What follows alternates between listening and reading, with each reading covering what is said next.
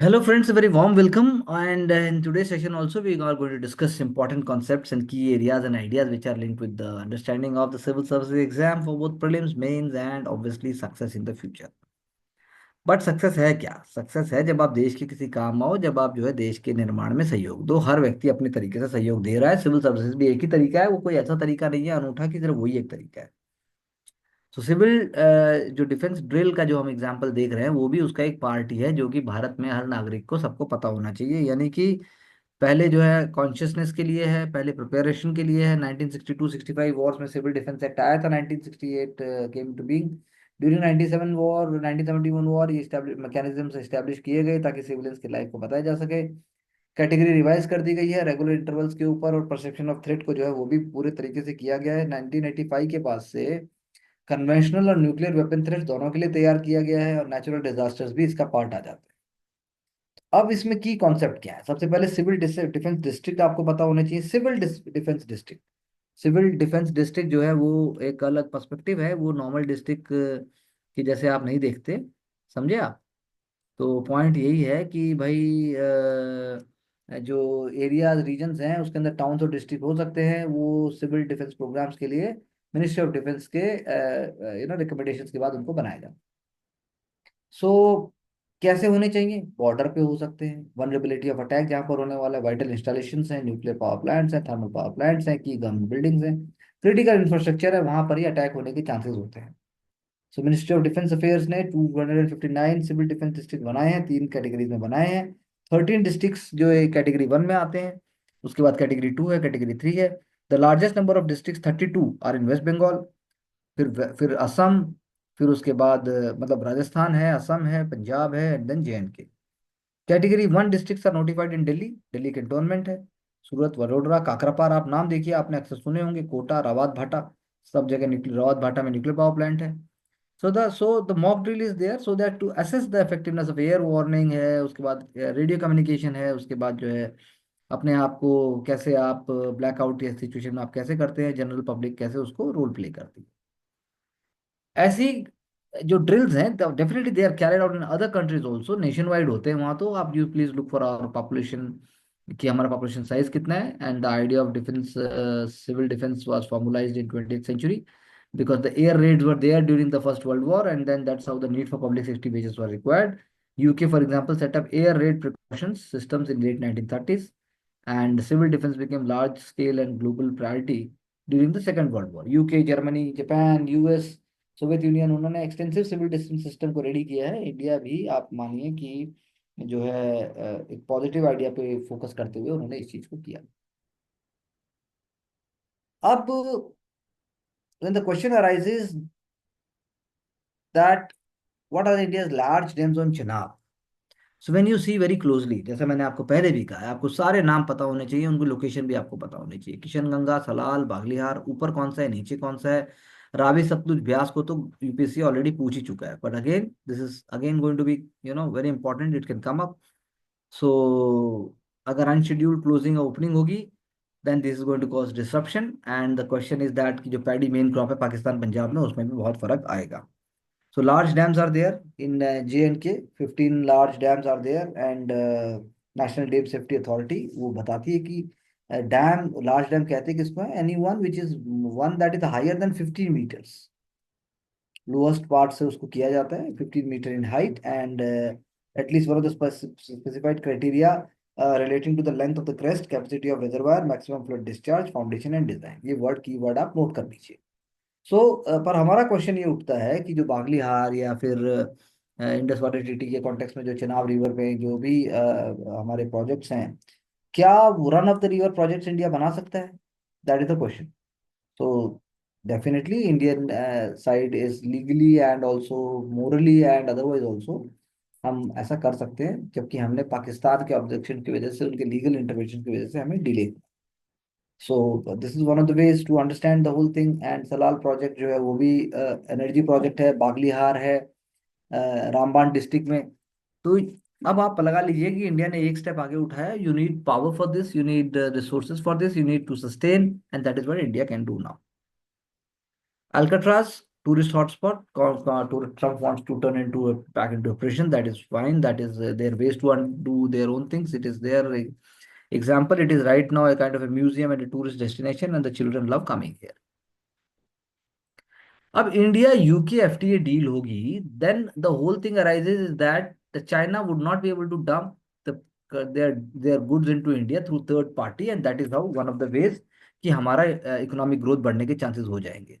First such fact among the two major economies, ये अगले 15 महीने के अंदर ये पूरी तरह से ऑपरेशनलाइज हो जाएगा. The benefit will be in terms of chemical, textile, clothing and leather and footwear. Indian workers in UK, they will be getting waiver from social security payment for an initial period of 3 years. Very important. And Indians will be getting, ease and greater access to the UK market for India's digitally delivered services. So 120 billion तक हो जाएगा. It will reduce the duties up to 90% and whiskey and gin tariffs to be halved to 75%, automotive tariffs to reduce from 100 to 10%. But sensitive items like dairy product, Apple, they are excluded from the plan. PT के angle से आपको वही देखना है कि क्या है क्या नहीं. दूसरे में भी यही दिया है. तो बहुत अच्छा जो ये ग्राफ आपको दिखाता है, ये आप समझ लीजिए 99% को बेनिफिट होगा. India to cut duties on 90% of the tariff lines. Whisky and gin, जैसा मैंने ऑलरेडी कहा. Services two way. Mobility of professionals will become easier, and contractual services will be becoming more smarter.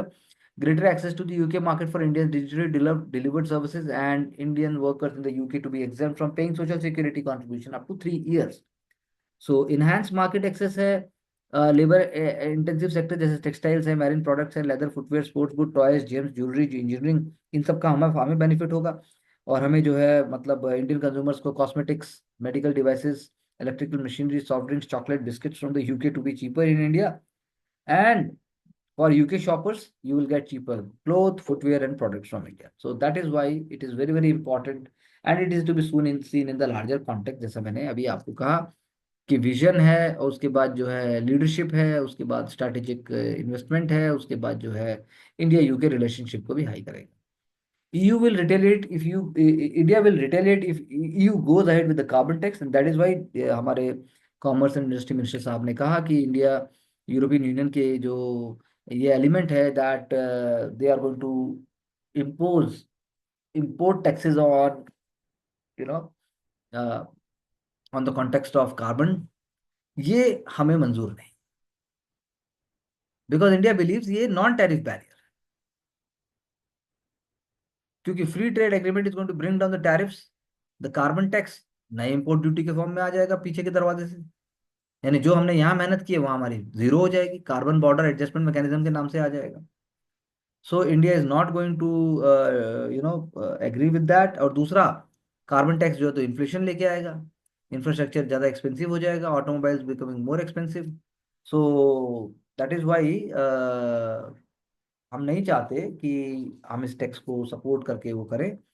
और हम चाहते हैं कि India को fair opportunities मिले और एक लेवल प्लेइंग फील्ड के ऊपर चीजों, लेकिन ऐसा रियल लाइफ में होता नहीं है.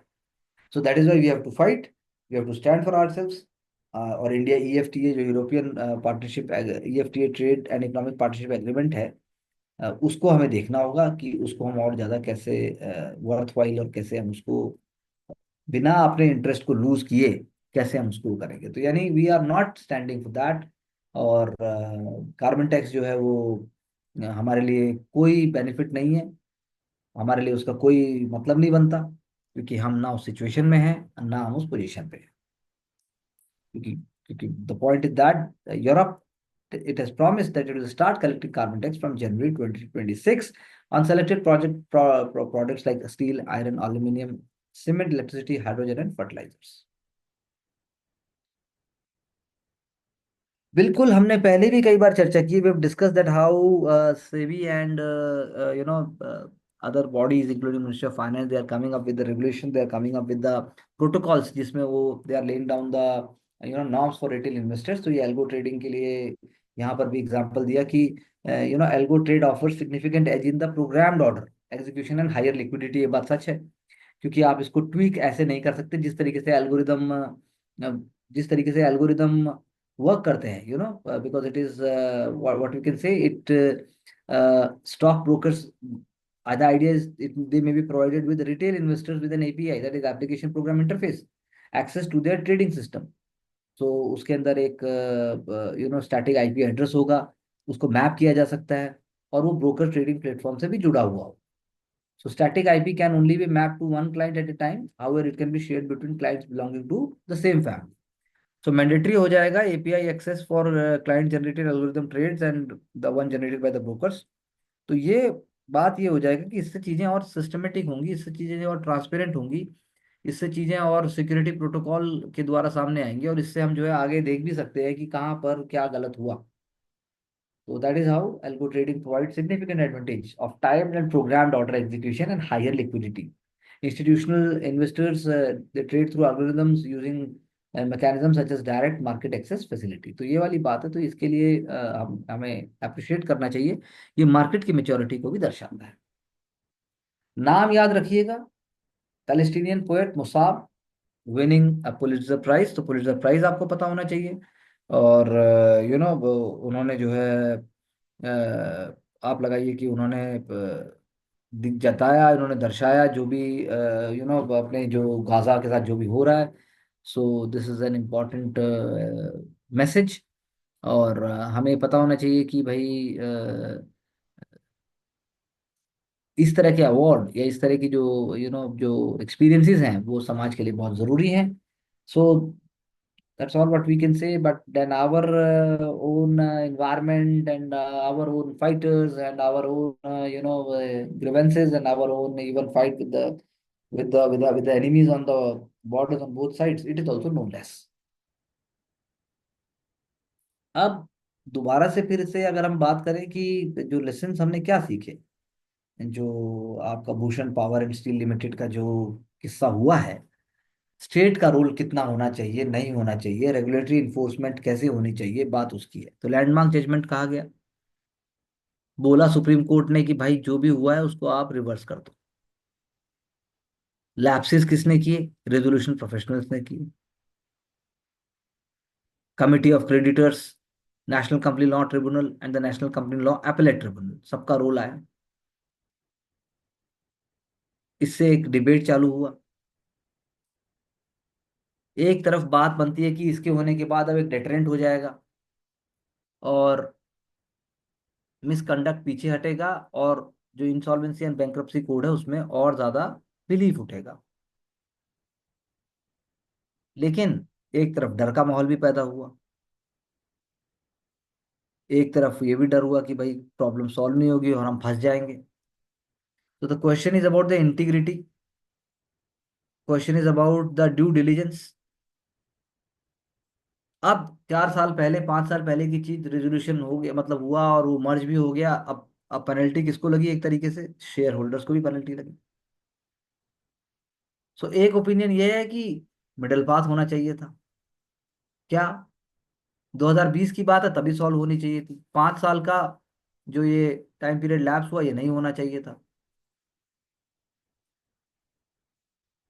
Other examples are also given. For example, Binani Cements का example है. Then NCLAT it approved the revised resolution plan on November 9, 2018, and the Supreme Court upheld it within 5 days. SR Steel, that and NCLT approved the plan on March 2019, and NCLAT modified it on July 4, and the Parliament amended the IBC on August 6 to address the concern from arising from NCLAT order, and the Supreme Court upheld the amendment and set aside NSE's order November 15. So 8 months turn around. लेकिन BPCL के case में, BPSL के case में ऐसा नहीं हुआ। 4-5 साल तो बहुत अधिक समय होता है। Timely resolution is very important for all the institutions. तो अब इसमें लेकिन ना मैं आपसे ये पूछना चाहता हूँ कि इसमें गलती किसकी है? इसमें किसकी गलती सोची जाएगी? इसमें हम क्या सोच सकते हैं कि भाई आखिर कैसे होगा? हम क्या बताएं इसमें कि भाई क्या हम क्या मैसेज लेके जाएं? क्या बिजनेस इंटरेस्ट हार्म हुआ? क्या कम्युनिटी हार्म हुई? क्या इसमें अप्रूवल का प्रॉब्लम है? क्या इसमें इंसॉल्वेंसी एंड बैंक्रप्सी कोड का है? तो एम एस साहू सर, जो कि फॉर्मर चेयरमैन है insolvency and bankruptcy board of India, so he is of the view कि इरेगुलरिटी जो है वो जल्दी पता होनी चाहिए। And then persons responsible should face civil, regulatory, and criminal penalties. Persons responsible rather than the whole institution and the whole company itself. Consider transactions in security markets. He is giving example. Trades executed on stock exchanges are never reversed. चाहे कुछ भी हो जाए, public issues of securities are not unwound even when serious irregularities are coming to light. तो ये इन्होंने एक example दिया कि प्रिंसिपल जो है वो it must extend beyond IBC. Bedrock होना चाहिए इकोनॉमिक रेगुलेटरी फ्रेमवर्क का, रिग्रेस ओवरसाइट होनी चाहिए, और किसी भी तरह के और इश्यूज से उसको अलग होना चाहिए। तो streamlined single tier approval process coupled with institutional accountability for any lapses is very important. नहीं तो 2047 में भारत जो है, कैसे आप जो है, कैसे भारत जो है वो आप कह सकते हैं कि आप चाहते हैं कि भारत एक विश्व गुरु बने, भारत एक डेवलप कंट्री बने, वो हो नहीं पाए। Already we have discussed in the last discussion that how NPAs are coming up in context of microfinance, जो हमने अगला टॉपिक जो हमें डिस्कस करना है। And we can say that microfinance is today is in crisis, default भी बढ़ रहे हैं, गवर्नमेंट स्टेट गवर्नमेंट इंटरवीन कर रहे हैं। अभी हमने एग्जांपल लिया था तमिलनाडु का, तमिलनाडु स्टेट गवर्नमेंट का, जो कि बहुत इंपॉर्टेंट था। और हमने डिस्कस किया था कल ही के डिस्कशन में कि कैसे तमिलनाडु स्टेट गवर्नमेंट जो है वो कर्नाटका स्टेट गवर्नमेंट की लाइंस के ऊपर लेके आ रही हैं। बैड लोन्स ज़्यादा हो रहे हैं and lenders are they are reducing exposure to the sector. So the gross जो पूरा सिचुएशन है that is very very precarious. So micro finance की साइकिल जो है वो भी हम कहते हैं कि वो भी हम कहते हैं कि भाई वो जो है क्या कहते हैं उसको, साइक्लिकल है नेचर में। लेकिन मेरा क्वेश्चन ये है कि भाई अब इस बिजनेस का जो फाउंडेशन है which is for the public good, which is for making societal good, जिसमें सेल्फ हेल्प ग्रुप्स भी इन्वॉल्व हैं, जिसके अंदर छोटी छोटी चीजें मिलकर होती, कैसे आप इसको ठीक कर पाएंगे? अगर लैंडिंग एक्सपेंसिव होती चली गई, क्रेडिट जो नीड्स हैं वो आपके क्रेडिट के नीड्स जो हैं वो आपके उन चीजों के लिए जो कि नॉन एसेंशियल है, फिर कैसे होगा? अनसिक्योर्ड लोन्स को आप वापस लेंगे कैसे? It is important that they continue to disburse small ticket loans micro finance borrowers को, लेकिन उससे जो है मनी लेंडर के हाथों से आप बचोगे। लेकिन पॉइंट ये है कि इसके लिए तमिलनाडु असेंबली ने जैसे मनी लेंडिंग एंटिटीज एक्ट पास किया, जो कोएर्सिव रिकवरी नहीं है, लेकिन आप उसको वहां से भी तो करिए। कर्नाटका गवर्नमेंट का भी 10 साल का प्रपोजल था। So these laws are not applicable to lenders regulated by the RBI. Any such regulation tends to impact the repayment culture across the board. So intimidation, attaching property, using third-party agents, persistent follow-ups, late-night calls are all not permitted. So lenders must refrain from being high-handed and using such bullying tactics. But following up and repayment is necessary. The problem with such law is that जो customer है वो भाग जाएगा, फिर आप क्या करोगे? वो तो बोलेगा कि मुझे इंटिमिडेट किया गया, जबकि ऐसा केस भी नहीं होगा। तो अब इस चीज को आप कैसे टैकल करेंगे as a law enforcement officer, as a district collector, अगर आपके पास आपकी डिस्ट्रिक्ट में बहुत सारे ऐसे केसेस होते हैं, और लास्ट में तो आप स्मॉल बोरोवर्स को ही आप डरा के धमका के ऐसा कर देंगे, तो इसको आप कैसे देखेंगे, ये देखिए। Private sector capital expenditure definitely it must increase. अभी तो नहीं हो रहा है, तो प्राइवेट सेक्टर जो एक्सपेंडिचर है वो गवर्नमेंट को मैच करना चाहिए, गवर्नमेंट से भी ज्यादा होना चाहिए। National statistical office has revealed that it is not increasing the way it should be. So capital expenditure is fundamental to increasing the production and is a catalyst for accelerated economic growth. So sector variance strategies are there, and manufacturing enterprises का largest share है, PT के लिए बहुत important है। Information and communication activities, and then transportation and storage activities, and then private sector जो है वो एक तरीके से आप कह सकते हैं इनकम जनरेशन के पर्सपेक्टिव में बहुत इंपॉर्टेंट आ जाता है। बहुत सारा खर्चा जो है टोटल कैपिटल एक्सपेंडिचर का परचेजिंग मशीनरी एंड इक्विपमेंट्स के लिए है, कैपिटल वर्क इन प्रोग्रेस है वो एक तरीके से।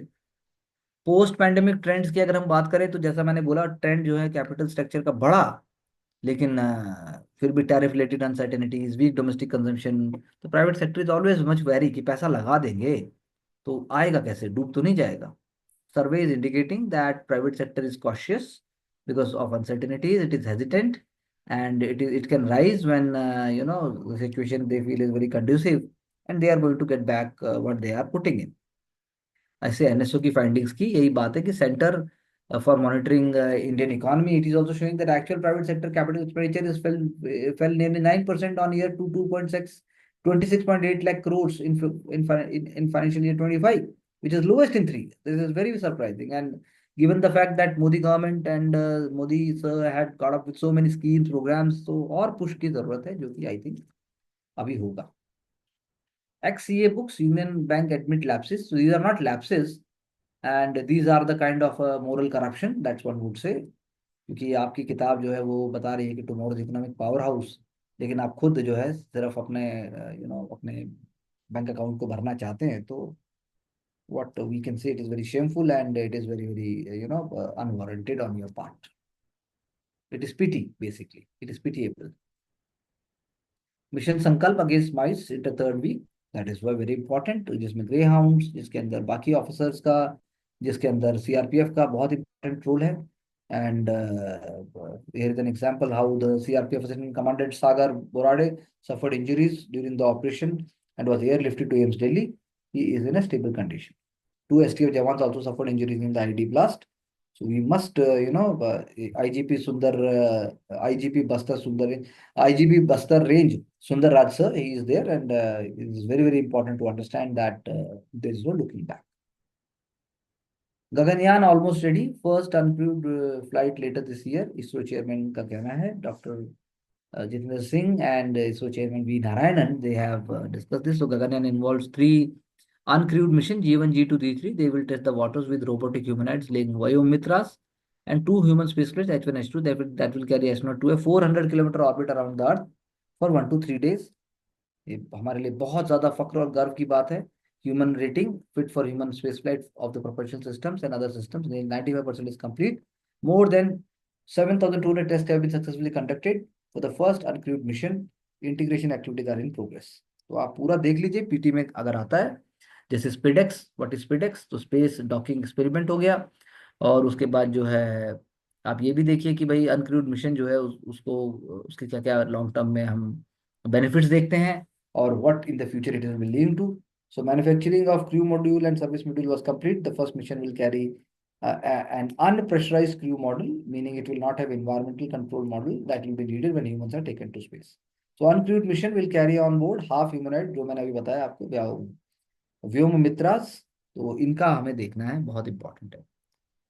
And Axiom 4 mission will give key inputs for Gaganyaan. Axiom 4 mission from the US, which is flying India's, Shubhanshu Shukla among 4 astronauts to the International Space Station. It has scheduled several experiments, the results of which would help ISRO execute its own manned spaceflight, Gaganyaan, 2 years later. तो ये चीजें हो रही हैं. और जो experiments हैं, जैसे आप study of growth rate, cellular responses, biochemical activity of cyanobacteria. Cyanobacteria हमने एनवायरनमेंट में और साइंस में भी चर्चा की है. एक group of bacteria known to produce energy through photosynthesis. हमने बात की, बिल्कुल बात की, कि कैसे MSMEs are the keys to create jobs for the poor, jobs for people in Bihar, people in UP. And it is very very important, whether it is toy, whether it is textile, whether it is garment, whether it is makhana. और उसके लिए हमने एक institution को भी बात की. तो वही है जिसकी हम अक्सर बात करते आए हैं कि एमएसएमईज जो है 93% of that is micro MSME में भी. और इसीलिए क्लासिफिकेशन भी चेंज किया गया. और micro enterprises employ more than 150 million people, which is 40% of our labor force and 30% of India's GDP and 45% of exports. So हमने इसकी चर्चा की है. बस आप फैक्ट्स को यहाँ से लीजिए और थोड़ा रिलैक्स होकर सोच के बैठ के देखिए कि कैसे यूपीआई, कैसे वर्ल्ड क्लास इंफ्रास्ट्रक्चर, कैसे कैसे हमारे स्टार्टअप्स, कैसे हमारा रेगुलेटरी सिस्टम, कैसे हमारा ईज ऑफ डूइंग बिजनेस, कैसे हमारे डिजिटल प्लेटफॉर्म्स, कैसे हमारा ओपन जो कमर्शियल प्लेटफॉर्म्स हैं, ओपन कॉमर्स प्लेस प्लेटफॉर्म्स हैं, वो सब कैसे हमें आगे बढ़ाएंगे, कैसे हमारी जैम ट्रिनिटी यहाँ रोल प्ले करेंगे. Australia's labour party shows the way forward for democracy in a fractured world, ऐसा अमिताभ मट्टू जी का कहना है. So it showcases that there is a broad pattern across the world. Electorates are signaling fatigue with the extreme ideologies and the chaotic governance from Brazil to Poland. And now Australia, voters have shown preference for the centrist, constructive leadership, leaders who seek, a consensus, who seek to build. So Albanese victory is seen in that context. It is not just a democratic thing; it is a global mind thing. So for India, it is a good sign. India is going to continue its strategic and also its deep entrenched partnership with Australia. And as far as foreign Indo-Pacific program is concerned, Australia is key part of it, and India is obviously very much, keen to continue on the same lines of the Quad and the Pacific Island Forum, and even as a contributor to ASEAN. तो उस तरीके से हमारे लिए एक ये positive sign है, whether it is about critical minerals, whether it is about coal, whether it is about manufacturing, whether it is about education, whether it is about technologies. You think and the areas are there, which we have discussed a number of times. बस आपको specific data देखना है। India Australia अगर हम बात करें तो आपको कुछ डेटा देखना है और आपको उसकी बात करके आपको आंसर को क्लोज कर देना है। For J&K power sector, Surya Ghar scheme is a very important game changer. Power department के जो secretary हैं, he is an IAS officer, and he is writing Yasin M Chaudhary. So he is talking about how Surya Ghar योजना ने पूरा सब कुछ बदल दिया। Installing rooftop solar photovoltaic system. उन्होंने कहा कि मनी चिल्ड्रन में इन्वेस्ट होना चाहिए, rest of the life monthly power bill दें। सो इसीलिए नेशन जो है वो सोलर एनर्जी को समझ रहा है। So cumulative installed capacity of 75 megawatt rooftop solar power and the process of major resurgence in recent bills. PM Surya Ghar Muft बिजली योजना, they are having 8,000, more than 8,000 domestic consumers around, and it is actively pushing. So आप कहिए कि ऐसा दिल्ली के साथ भी होना चाहिए, बाकी के साथ भी होना चाहिए। और अगर इसको हम प्रॉपरली ट्रांसपेरेंट तरीके से थर्ड पार्टी के through we are able to create an ecosystem, then definitely it is a success. So it is just talking in terms of Jammu and Kashmir, but I'm saying not in just of Jammu and Kashmir, but it is in context of a common person. How consumer can have a low hanging fruit. Government is investing directly into the solarization, and it is having a dual benefits. तो दूसरा एक जो scheme थी PM Kusum scheme for solarisation of irrigation pumps, तो उसके लिए भी 23,000 sites are registered across J&K from the Basmati belts of Jammu to the several fields of Pampore. So that is why it is very, very important. So employment is given to the local economy. Panel of suppliers and retailers are there. Vendors are there. Youths are there to installation, maintenance and handling. Energy independence की बात भी आप यहाँ पे लिख सकते हैं। PV manufacturing की बात हो सकती है। And then we are also challenging China, जिसके पास जो है पैनल मैन्युफैक्चरिंग का, जिसके पास बहुत ही बड़ा एक तंत्र है। So that is how we have to see other schemes also जो यहाँ पर नहीं लिखी गई, आप उनको कैसे वो करते हैं। सुप्रीम कोर्ट ने रेप्रिमेंड किया and centre is notifying cashless treatment up to 1.5 lakh for the road mishap victims. Ministry of road transport and highways ने ऐसा कहा। सो इमीडिएट इफेक्ट के साथ ऐसा होगा, and this is a very very important thing, that's what we can say. And golden hour के अंदर victim को पहुंचाइए। Scheme is significant because road accident fatalities are rising, and then pedestrian है, two wheelers है, they are at very much risk. And the nodal agency is the Road Safety Council of each state and union territory. The council will coordinate with the National Health Authority for the adoption and utilization of the portal for onboarding of designated hospitals, treatment of victims, and payment of the hospital to the for the treatment thing. So Ayushman Pradhan Mantri Jan Arogya Yojana, as specified by the National Health Authority, वो भी इसके part से जुड़ेगी. This is very important, and state health agencies are also very much important part of it. So we have to, एक single question तो नहीं आएगा, but then हमारे पूरे आंसर का 4 लाइनें हम इस पर बिल्कुल दे सकते हैं कि जो कि हम 5 लाख के आसपास जब एक्सीडेंट होते हैं and there are so many lakhs of fatalities, तो ऐसा हमें करना जरूरी है। Again, we have been doing this series, and again we have picked up in a very very strategic way कि कैसे this is Sajjan Singh case in which judges were divided 3:2. What is the extent of Parliament's power to amend the Constitution and the role of judiciary to guard against the encroachment of fundamental rights? तो सिंह ने साहब ने challenge किया Rajasthan tenancy act and the crucial 17th Constitutional Amendment Act that backed such ceilings and kept them out of the purview of judicial review. तो Sajjan Singh versus state of Rajasthan जो है वो उठा, और ऑब्वियसली जो सरकार है वो अगर पब्लिक सेंट्रिक अप्रोच की बात करती है तो उनकी बातें कोर्ट भी मानेगा और जनता को भी स्वीकार्य हो। So it is on October 30, 1964, a 5-judge bench of the Supreme Court reaffirmed its view that Parliament has the power to amend any part of the Constitution, upheld the amendment and the consequent laws. So it appears unreasonable to suggest that the Constitution maker wanted to provide that fundamental rights guaranteed by the Constitution should never be touched by the way of any amendment.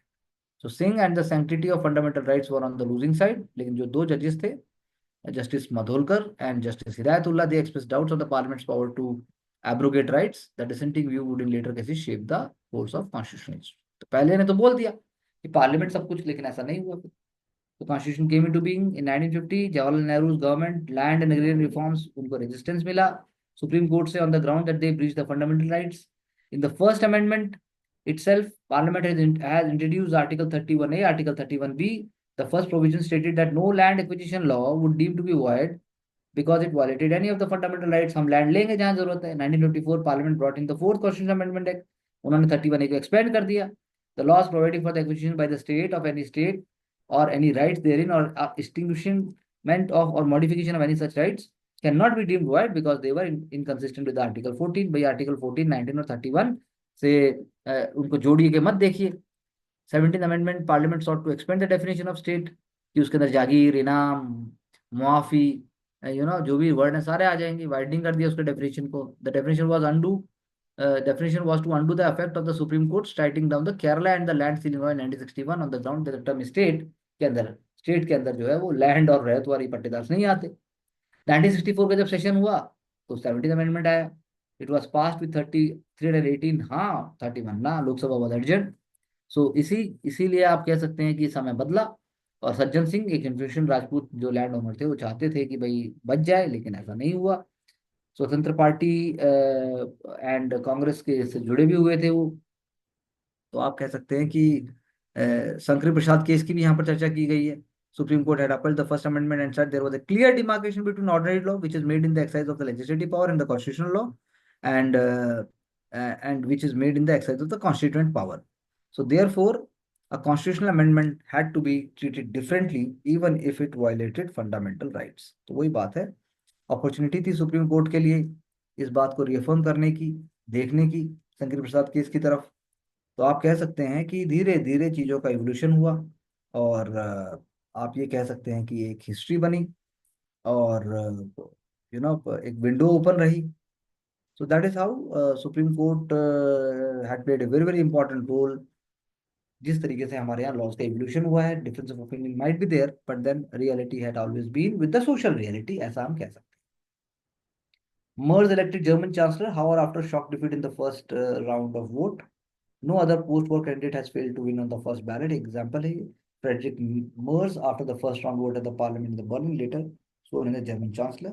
ये आप कह सकते हैं, एक example है कि कैसे चीजें हो रही हैं।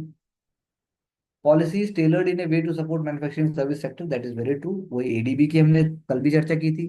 मासातो कांडा जो सेमिनार था, cross border collaboration for the future resolution, Milan में, चाहे मैन्युफैक्चरिंग की बात हो, चाहे लेबर इंटेंसिव सेक्टर्स की बात हो, हम हर जगह तत्पर हैं।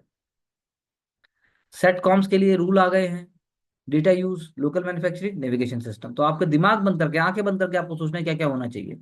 नेविगेशन सिस्टम कंट्रोल में होना चाहिए, डेटा यूसेज कंट्रोल में होना चाहिए, और साथ साथ में लोकल मैन्युफैक्चरिंग होनी चाहिए। Satcom companies will have to share with the government year wise phase manufacturing plan. Indigenisation कैसे करोगे, कैसे 5 साल के अंदर आप कमर्शियल ऑपरेशन लॉन्च करने के 5 साल के अंदर सिचुएशन कैसे आप उसको इंडियन सेंट्रिक बना देंगे। सिक्योरिटी क्लियरेंस होनी चाहिए, नेशनल सिक्योरिटी और लॉ एनफोर्समेंट को कैसे फॉलो होगा, डेटा लोकलाइजेशन कैसे होगा। These are the elements which are there to see. Punjab denotification of Sutlej Yamuna link canal land an act of high handedness.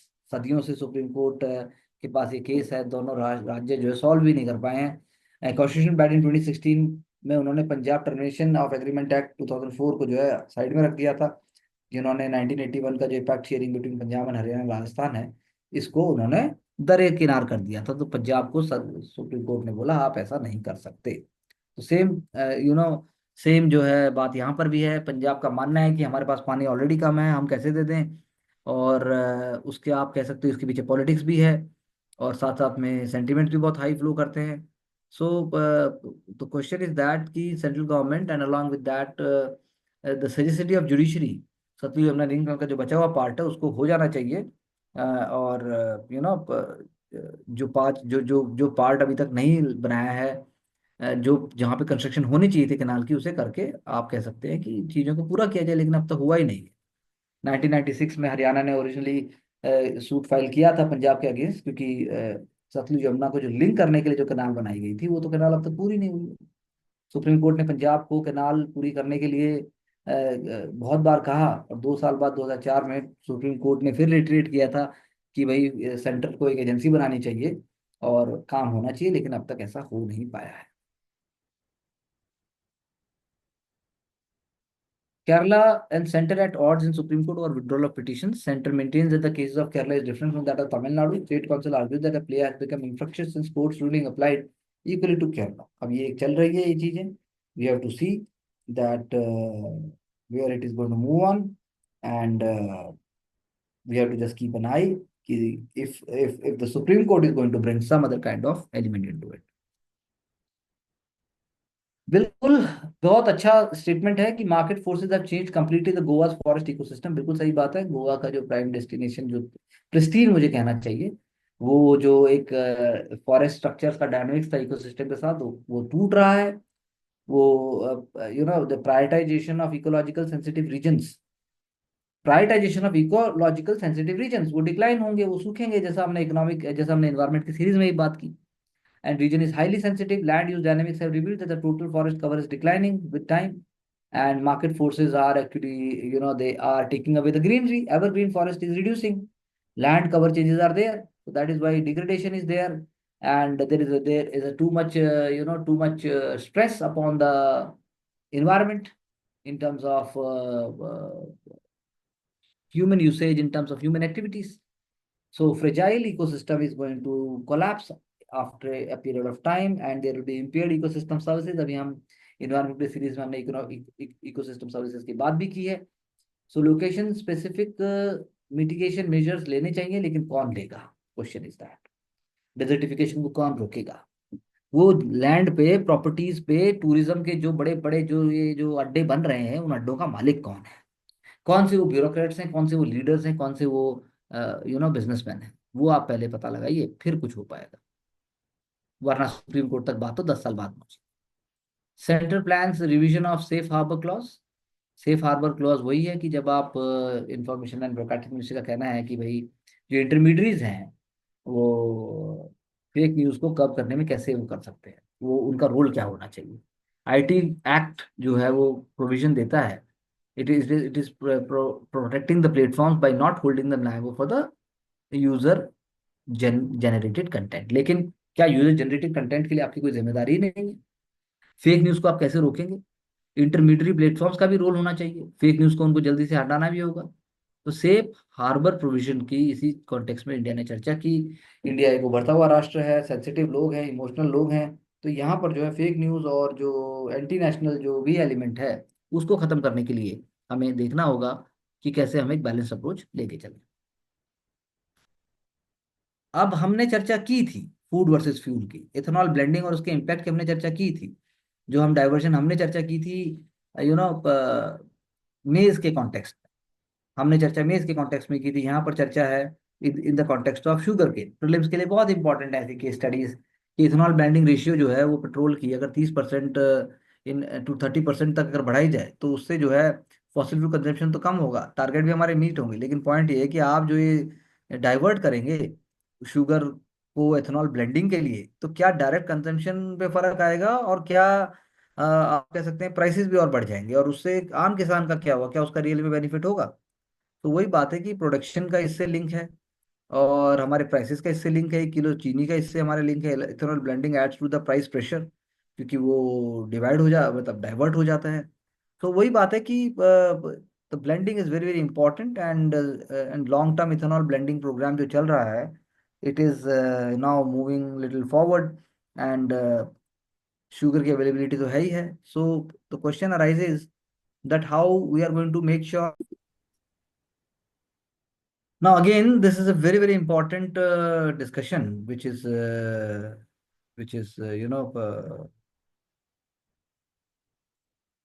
I should say, which reflects upon understanding towards civil services exam. CVP Srivastav, I know this. I know CVP Srivastav sir from a very long time. और पहले इन्होंने पहले भी civil services exam के लिए भी contribution किया है. तो वही बात है कि वाइस प्रेसिडेंट साहब ने कमेंट किया. अब कोई कुछ कहता है सुपर पार्लियामेंट, कोई सिग्निफिकेंस ये शब्द कोई है नहीं. और सुप्रीम कोर्ट ने L Chandra Kumar versus Union of India 1997 में जो था, in which the court held that although all judicial powers are vested in the constitution, the independence of the judiciary is fully secured. क्योंकि हमारे यहाँ separation of powers. Judges try to exercise their powers arbitrarily, crossing the boundaries of the separation of power. It shall be the gross violation of Article 50. The government which holds majority in parliament may initiate process for the removal of judge concerned. उनके पास simple सा रास्ता है. Judiciary can not give direction to the president, तो ऐसा तो नहीं है बात, वो डायरेक्शन देने की है ही नहीं. A pursual of his position in India needs to be explain. क्या एक पोजीशन है, हेड ऑफ द स्टेट है. आर्टिकल 52 आप उसको रीड कीजिए along with article 1. She is elected according to the provisions contained in the article 54 and 55 establishing India as a republic. तो president क्या है, head of the executive, head of the arm forces, head of the parliament under article 53(1) and article 53(2) and 79 PT के लिए बहुत ही important.